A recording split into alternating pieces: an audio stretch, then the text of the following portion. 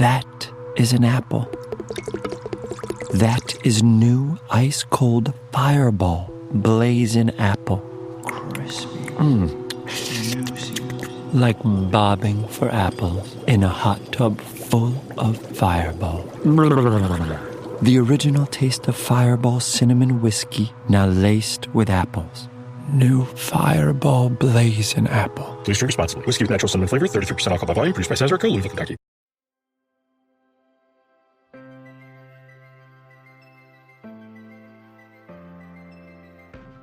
As a small business owner, have you ever felt overwhelmed by the pressure of choosing the right hire or leading a team? Or have you ever found yourself tolerating a bad hire because you fear trying and failing again as you repeat the hiring process? If so, you're not alone, and you are in the right place.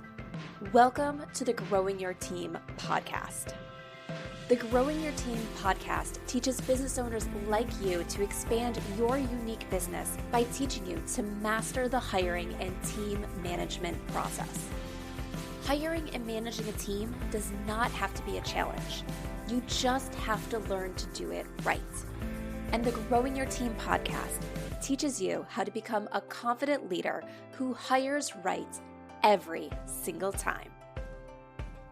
Now, let's jump into the show where each episode you will learn tips on how to identify what type of help you need on your team, how to source amazing candidates, how to conduct interviews that lead you to your ideal team member, how to onboard successfully, and how to lead every person in your business so you have a team of rock stars who you are happy to pay every single paycheck. So let's jump in and teach you how to hire like a pro. Hello, Jamie Van Kuyk here, and welcome back to the Growing Your Team podcast. I still can't believe that we are at 3 years of the podcast, and part of what has made this podcast so fun and exciting to record and put out there is all the great guests that I've had the opportunity to speak with and bring in front of you. They've had so much amazing things to share, and I love that I constantly have people reaching out to me to ask to be on this podcast and share their knowledge with you.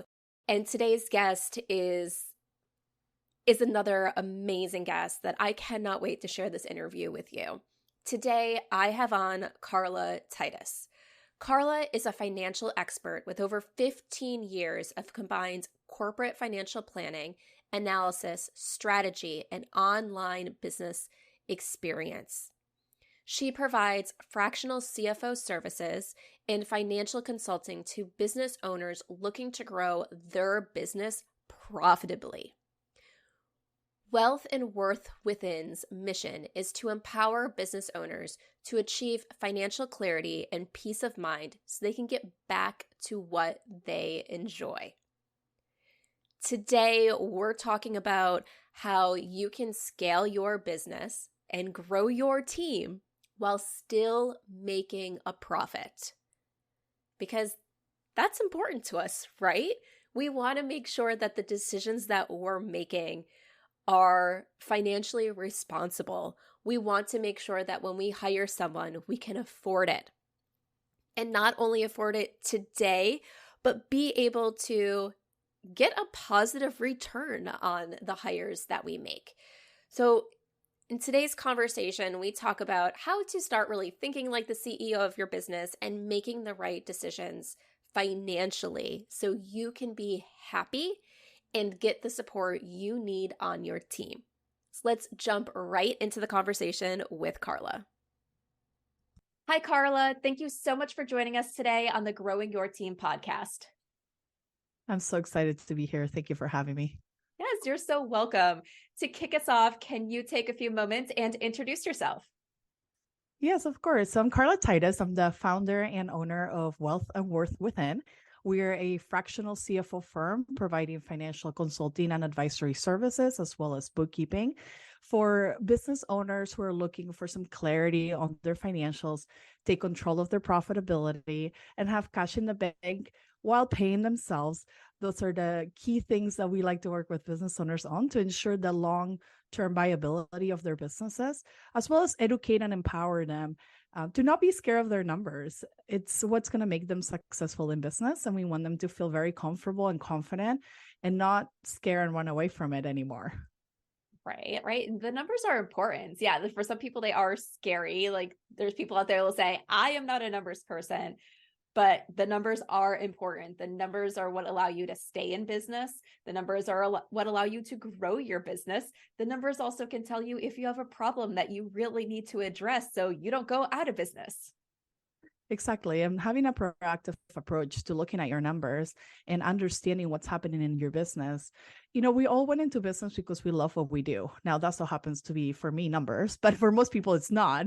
And just gaining the clarity and understanding in a simple way, what your numbers are telling you will help you direct the business in the direction that you want to take it to achieve your goals, and make sure that you're making changes when things are not working well. But how would you know unless you're looking at your numbers to tell you where are some of the problems and opportunities you could be attacking proactively rather than waiting until you run out of cash or you have to call someone for help because it's a little late and much more complicated of a situation to solve.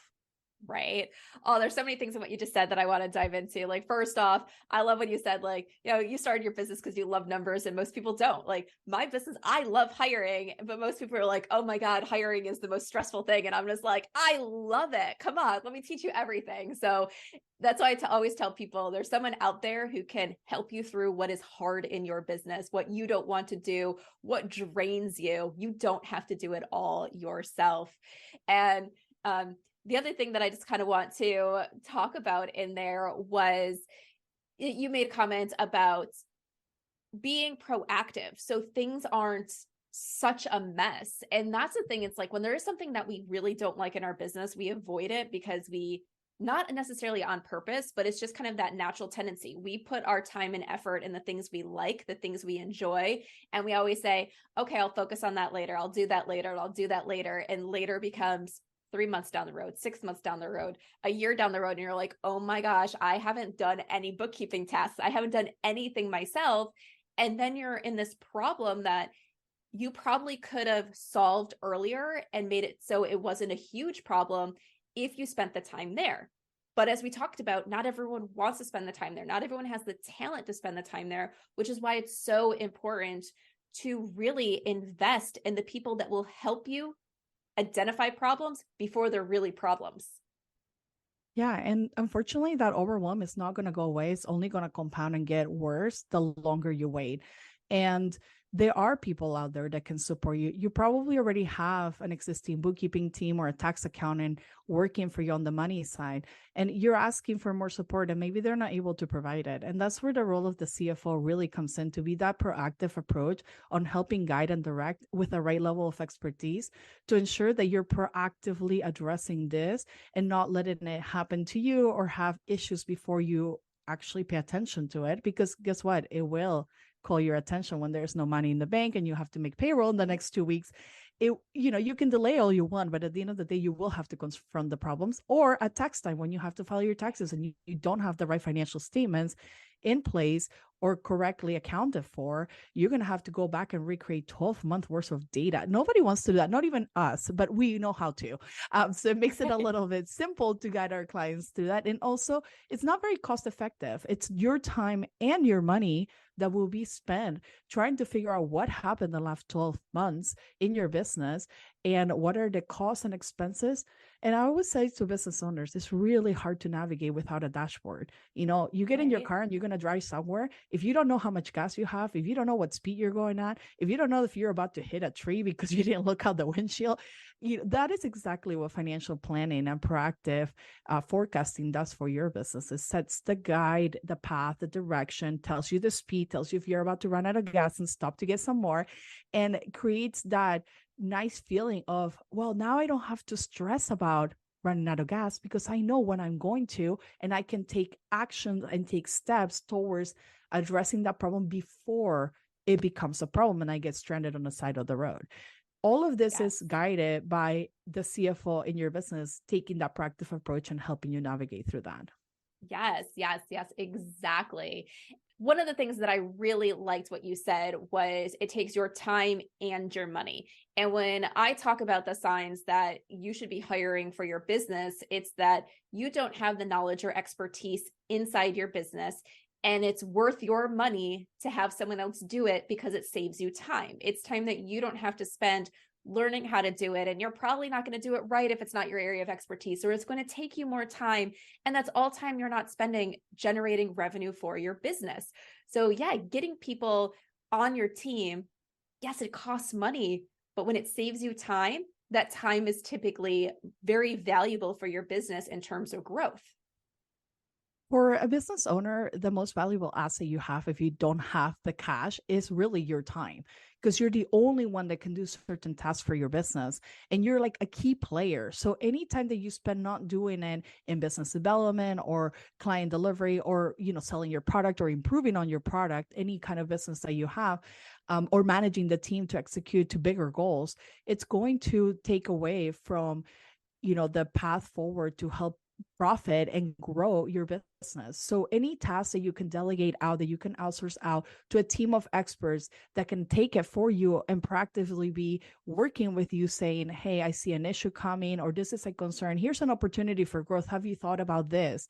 It's going to benefit you and pay dividends as you are investing on that cause to grow your company alongside the employees that you're hiring. Once you get an employee up and running and they're doing fantastic work, the cost that you pay them for their salary or what compensation you're giving them should far exceed through the benefit you're getting from the work that they're performing. So we almost don't want to think about it as a cost. It's really an investment because it's what's going to allow to free your time and give you the time back to focus on the right priorities for the business that no one else can do, while the team member is happily doing the work that you pay them for. Yes, exactly. Oh, you're speaking my language, Carla. I love it. I want to get into some very specifics and tips and stuff that you can provide about just kind of hiring in general and making sure you can afford people and all that stuff.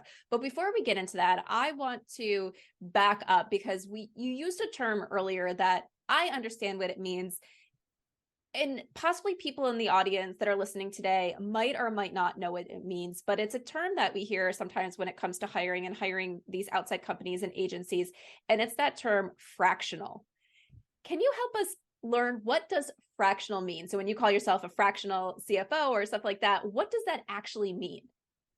Yeah, happy to explain that further. So what happens is if you think about Fortune 500 companies that have a CEO and a CFO team working towards addressing the profitability of the business short and long term, balancing through the financial needs of the company and answering questions and providing advice and expertise. Those people are getting paid salaries of upwards of $400,000 a year base, plus stock, plus other type of compensation in addition to. So accessing that level of expertise for a small business owner, it becomes completely unaffordable.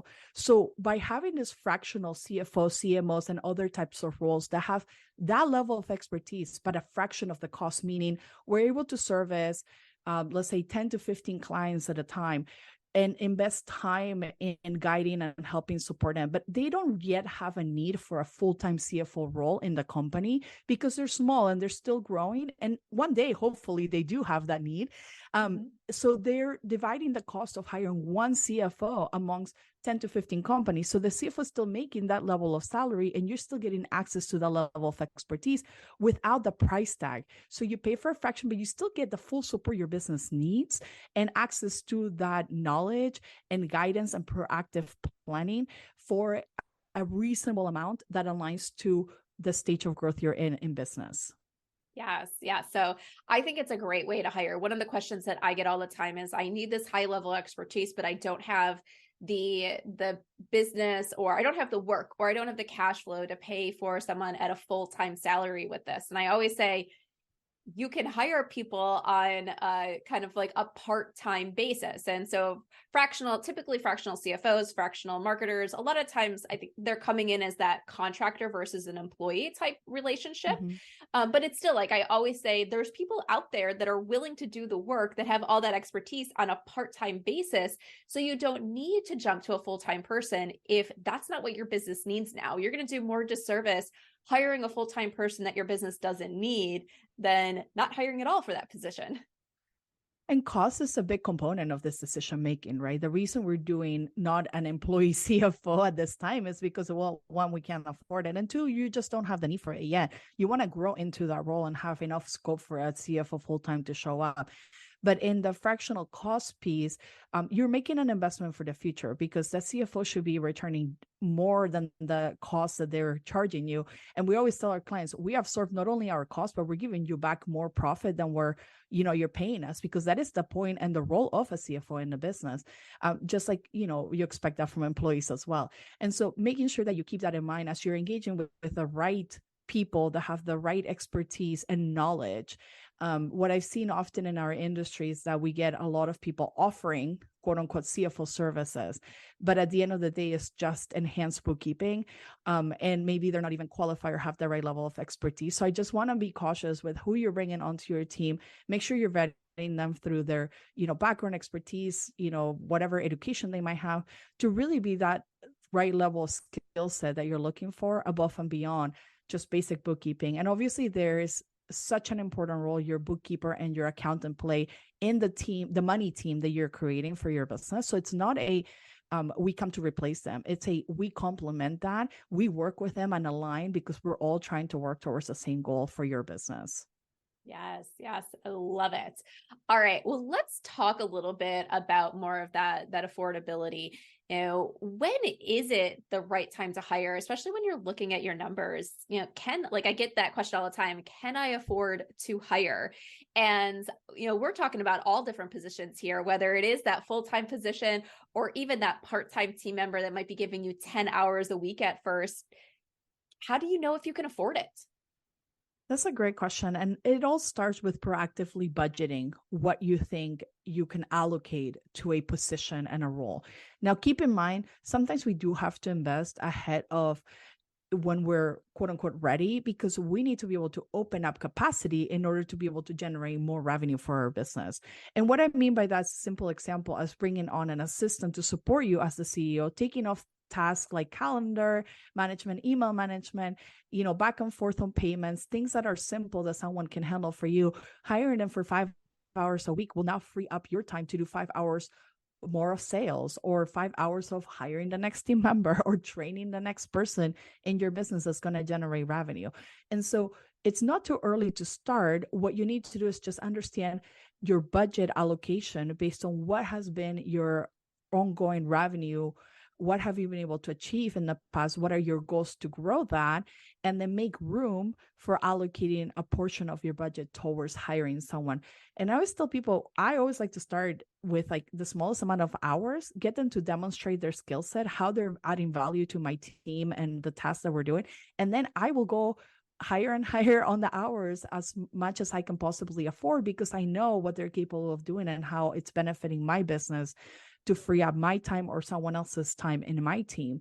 And so it's important to start with a budget allocation so that you know how much you can afford. So don't be paying $100 an hour if you are only able to afford $25 an hour. So know what you are able to spend.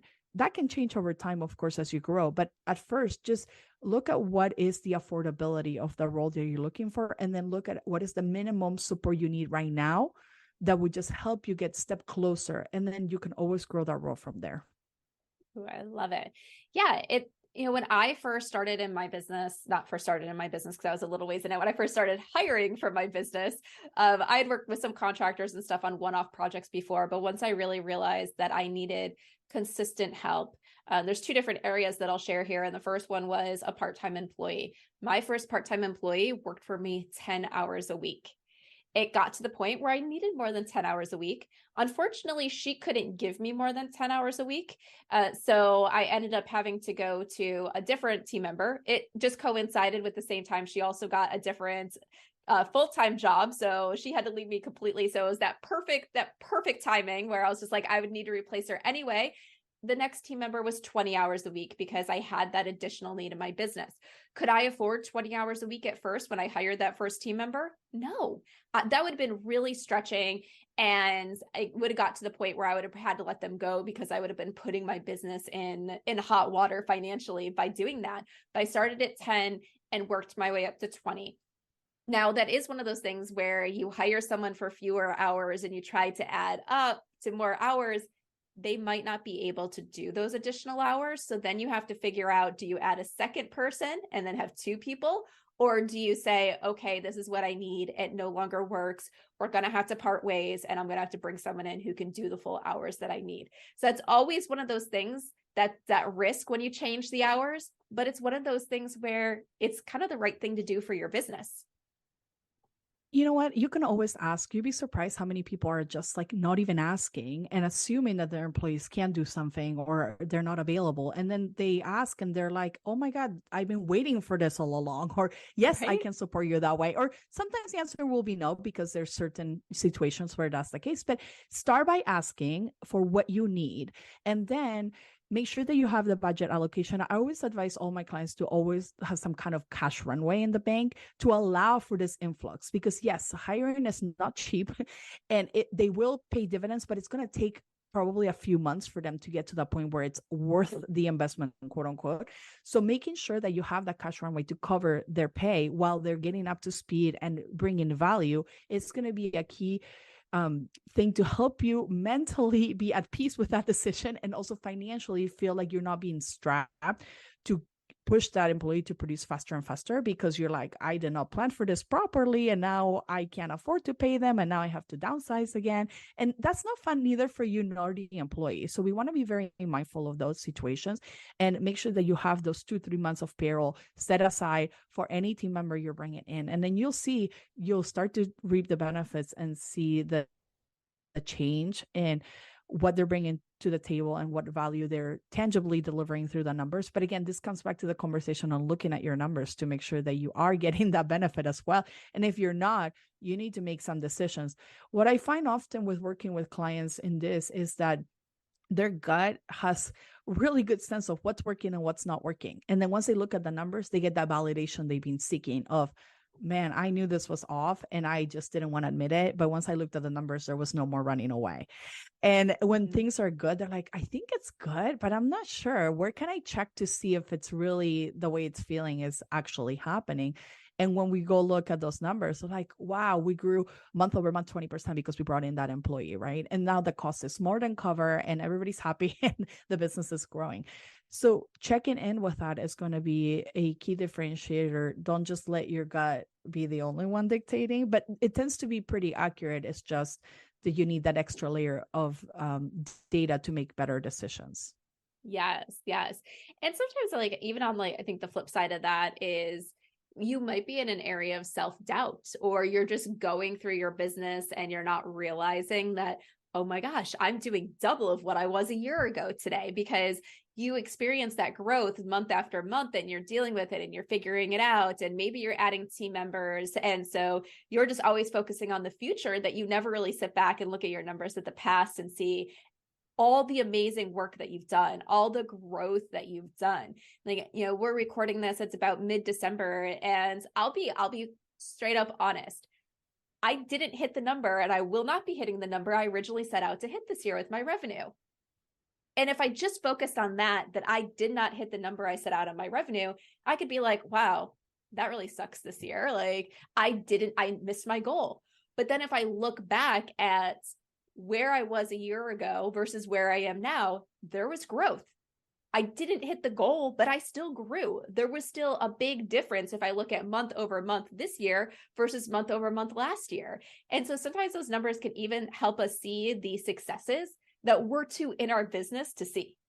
Had that same conversation with a lot of clients that didn't even think about that perspective. And I said, I know you're saying it feels not as good, but let me share with you what I'm seeing. Year over year growth of 32%, year over year growth of 27% year to date. And they're just like stunned by that. Like, wow, that's amazing.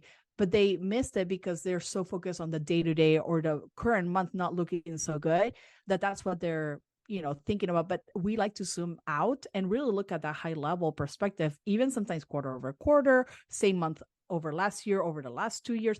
It gives us a different perspective. And yes, sometimes we don't hit our goals and that happens, but there was still growth, and that is something to be celebrated. Not everybody's always growing. And sometimes people, companies are shrinking, they're doing worse than. And when clients don't think about those aspects, we want to celebrate the wins alongside them, because we know business is hard. They don't have to do it alone anymore. And they also get to hear a objective third party bring in that perspective of like, here's what's actually working well, let's do more of that, and here's some opportunity areas that we need to go address and make sure that there are not issues in the future, because it's a great way to improve on the financial health of the business. Yes. All right. So before we go and wrap up today, I do have some advice, like some tips of things we can do proactively to put us in an area of success financially, so we can hire and so we can grow our business and we can scale successfully in 2023. Yeah, so something that we work with all of our clients on around this time of year, obviously, is an end of year checklist to close the year, make sure things are looking good, review some results. And then that also sets us up for what the annual budget plan should be for next year. So again, proactive forward financial data is going to be key in setting the goals and direction for the business. So if your business is, let's say, on track to double next year, the team that got you here is not going to be the team that helps you achieve the next year's results, because that's double the size. So I want you to sit down and think, if your goal is to double, or your goal is to grow by 20%, or whatever the goal, maybe even to just stay flat, right?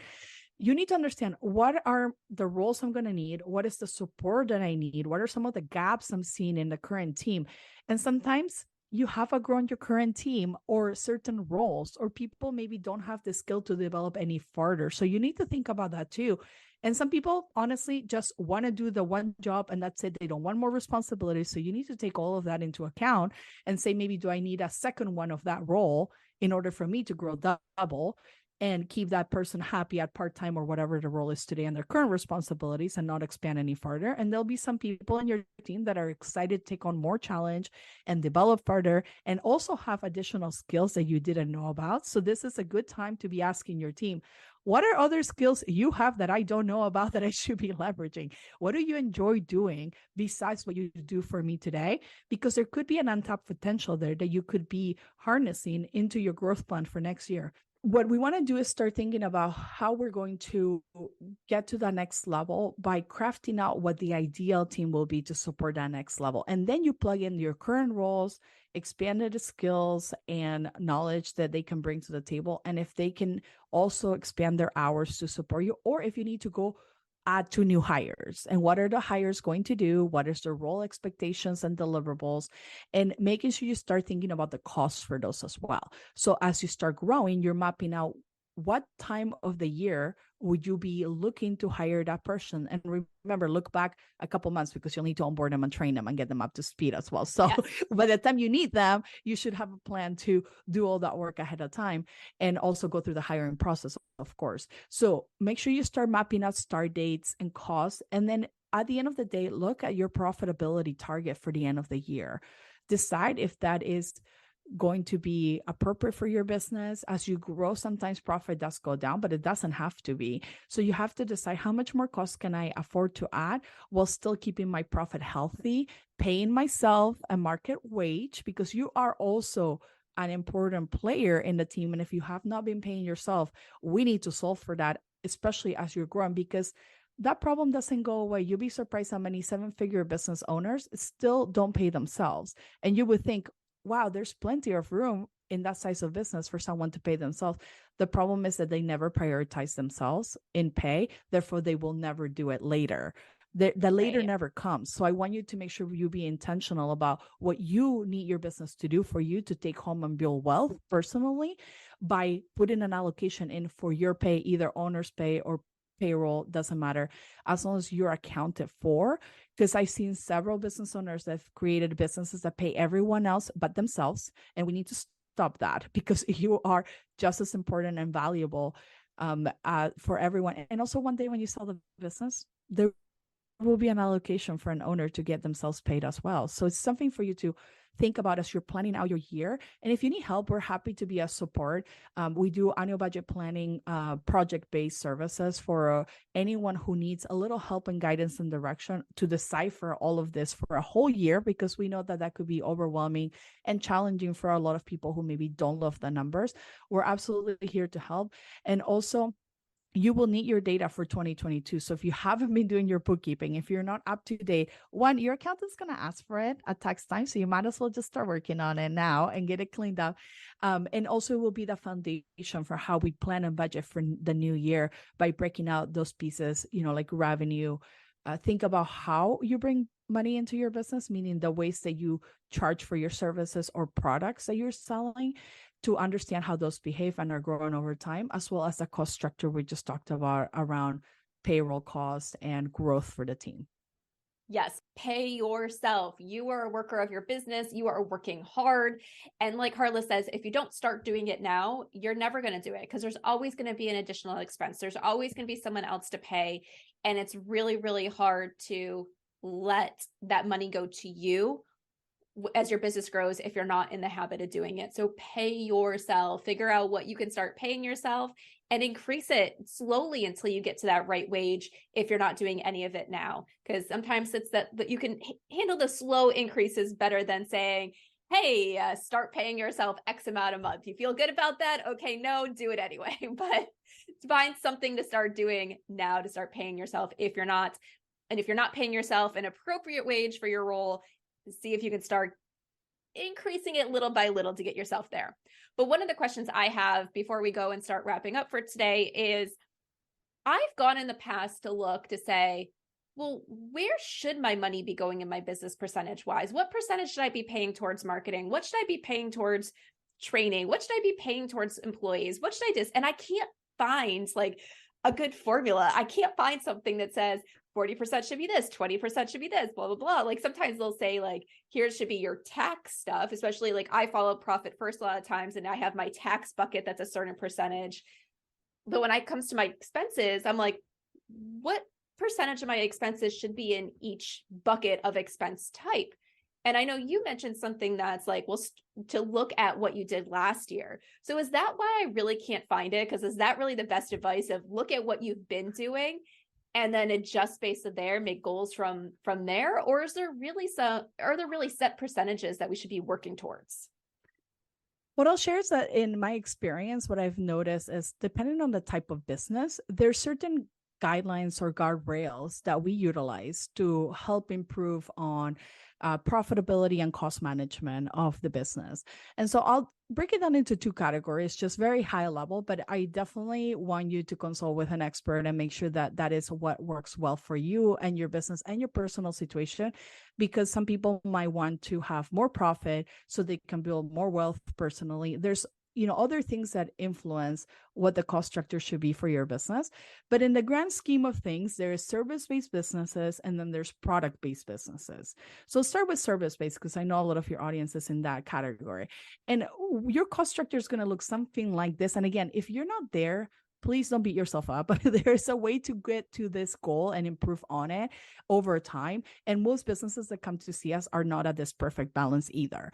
And Profit First is a good first start, but Profit First is really focused on cash flow management, not on profit and loss management. So I want to make sure that that's clear for people. That is a way that you manage cash in and out of the business, not necessarily how it applies to your P&L.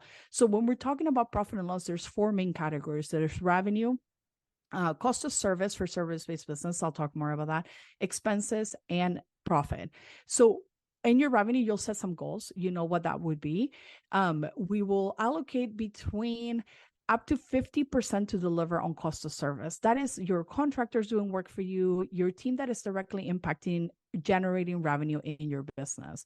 Now, ideally, the lower you can keep this, the more room there is for operating expenses. So having it between 30 and 50% allocation of revenue is how we normally measure that, is ideal because that leaves enough room to have between 30 and 40% of operating expenses, which is your cost, like yourself, an admin, if you're paying rent for an office, or if you're paying for subscriptions, memberships, anything, education, training, that goes in that category, and leaves you about between 5 and 10% of profit left, because you're not going to always hit your targets. You might spend a little extra sometimes, especially if you're investing back in the growth of the business.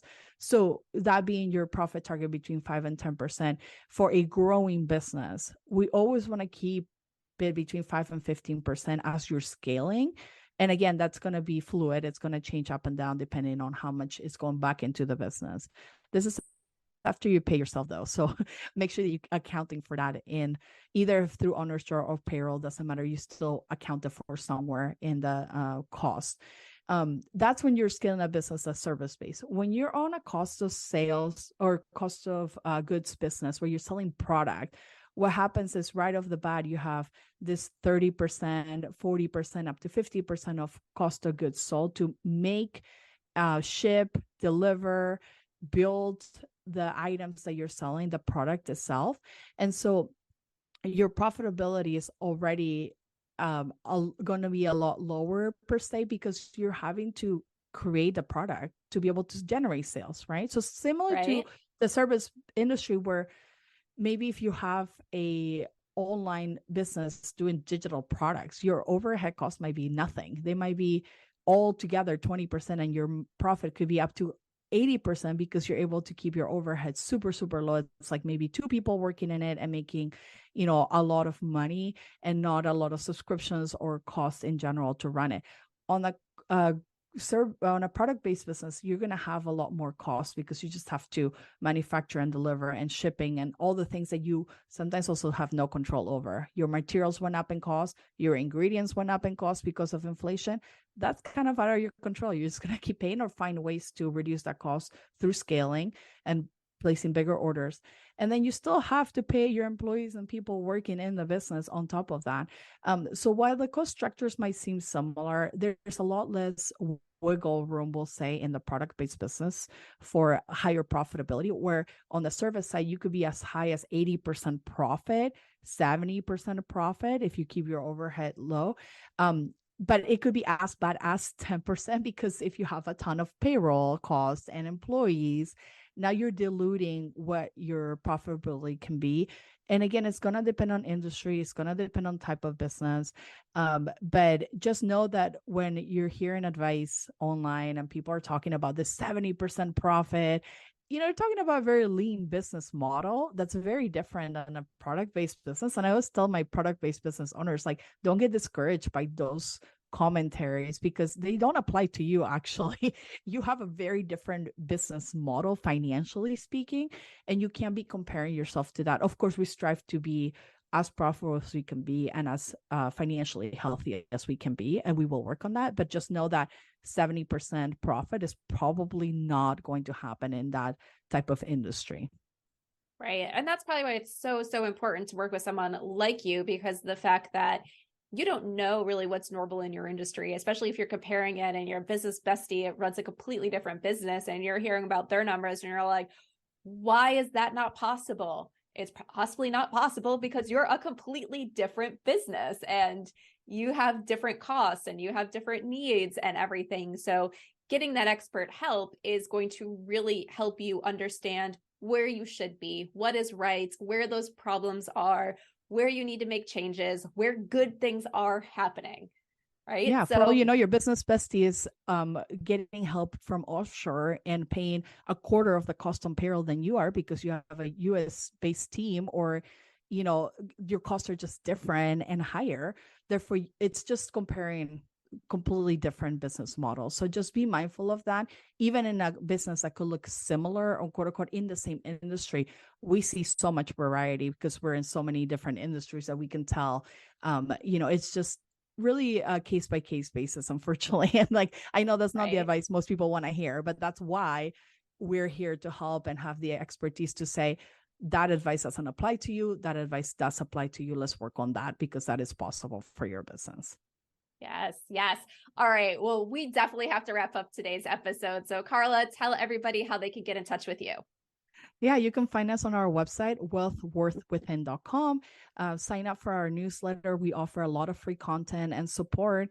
And also, we do a free discovery call. If you want to just get your questions answered and see if we can be a good fit for your team, you can hit us up at that website, at the contact tab, contact us now to book a call. Otherwise, we are on social media and we're always posting new content and information and education at Wealth Worth Within on Instagram, Facebook, LinkedIn. On LinkedIn, you can find me on my personal page, linkedin.com/Carla M, like Mary Titus. And we would love to be in contact and be a resource. DM us on Instagram. We're always on. And we love to go live and answer questions too sometimes. So stay posted for when we have those. We're here to help support and, be your finance expert team. Sounds good. All right, Carla, one last question that I love to ask all my guests. We've all had leaders or managers in our lives that have stood out to us, whether in our personal lives or in our professional careers. Think of a leader or manager that has stood out to you and share one thing about them. I'll say the biggest differentiator for me is when they're very invested in my success and my career and know what I value and are just very empathetic to how challenging that can be sometimes. But they're there to give you advice and kind of help you push you a little, because that's an important skill that a leader will have, to put you beyond your comfort zone and help you grow by challenging you in a direction that also aligns with those long-term goals that you have. And so I've had actually a few of those in my life, and I only strive to be that kind of leader for my team and for the clients that we have, because I find that when they were empathetic about my situation and were giving me advice that really hit the mark, it made me just light up and be super encouraged to go take action and go make really good things happen for my development and my growth. Even if at times I was a little grumpy because they were pushing me a little hard outside that comfort zone that nobody likes, right? But still doing it and following through and knowing that it was with the best intentions that they were giving me that advice to get to that next level. Sounds good. Yeah, that's great. Like those leaders that really invest in you as people. So everyone listening, make sure you're doing that with your team members. Invest in who they are, care about who they are as individuals, because that's what's going to make them happy and going to help your business scale and grow. All right, Carla, thank you so much for joining us today on the Growing Your Team podcast. Thanks for having me. Are you ready to hire a new team member for your business and you want to ensure you hire the person who can succeed in the role, make you happy, and positively impact your bottom line? Then let's talk and see how growing your team can help you master the art of hiring. Through bespoke hiring frameworks and comprehensive guidance, you will learn how to attract candidates who have the passion you desire and the skills needed to succeed. At Growing Your Team, women entrepreneurs and leaders work with us to help them expand their unique businesses by teaching them how to hire like a pro. Let's connect and see how we can help you. Send me an email at jamie@growingyourteam.com. That's Jamie, JAMIE, @growingyourteam.com, or head on over to growingyourteam.com/jumpstart, with jumpstart being all one word, and let's talk about how you can become a confident leader who hires right every single time.